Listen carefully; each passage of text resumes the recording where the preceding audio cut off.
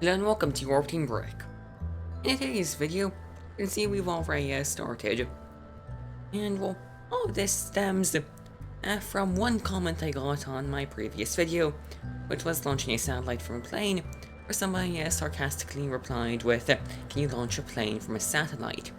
And so yeah, this is what I'm doing. So I have this needlessly large rocket, except it's actually not so needlessly large as you'll see later. And yes, it's crude, which yeah, I'll see more about how cursed this is later. Right now, this is very normal. It's a 7.5 meter diameter core, with I believe 7 liquid hydrogen engines on the first stage, and 4 solid rocket motors, which I've just detached.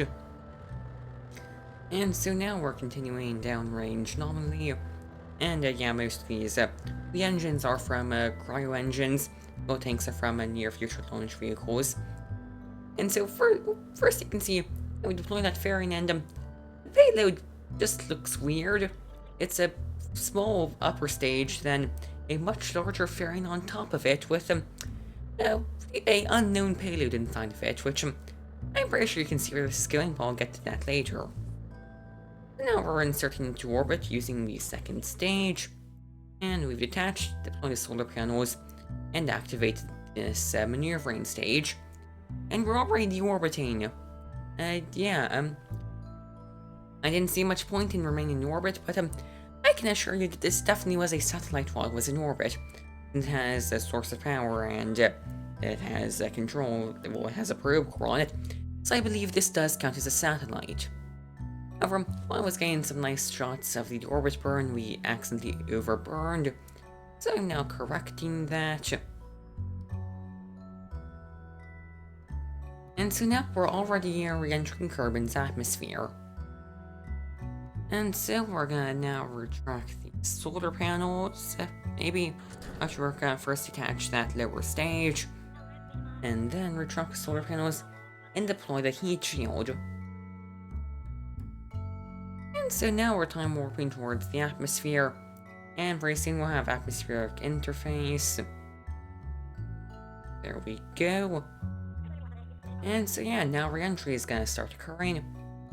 And heat shield's getting pretty warm, but all the parts on this craft are pretty heat resistant.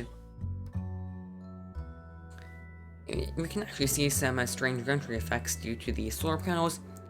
And now, this seems like an issue.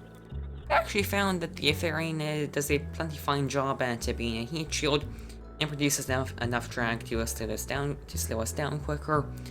So, yeah, I never bothered to fix that in testing, so, well, yeah, that's a thing the craft does. But we've made it through re-entry fine. So now, we're going to deploy some drogue chutes fairly soon. Maybe any moment now. And yeah, right now we're just coasting down. But this took multiple attempts. There were always a few issues, including my computer running out of storage space during one of the recordings. So yeah. But this run went fine. We've deployed the drogue chutes, and now we've stabilized at the prograde marker. So we can now deploy the fairing, revealing the plane that's inside, and the Kerbal has just been in a small command pod. I knew what that was. Yeah, the Kerbal has just been in a small command pod, and because the plane is not pressurized, but the Kerbal can do a unrealistic transfer, and so now we have our plane, which was been launched from a satellite. But yeah, you can see, we also have, well, this is the plane from my previous video. It has a satellite launch vehicle on it. So yeah, I'm igniting the engine, and we're going to start pitching up. And yeah, we're going to launch a small sat into space.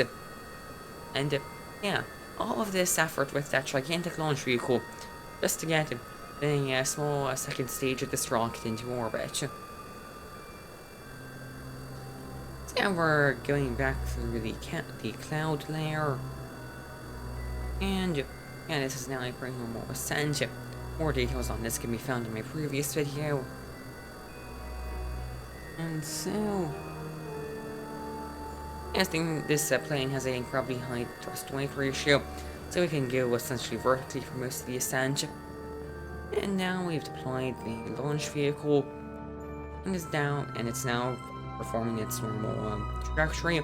We've had a bit of an issue there with some tumbling during separation. It's exactly the same as the last time.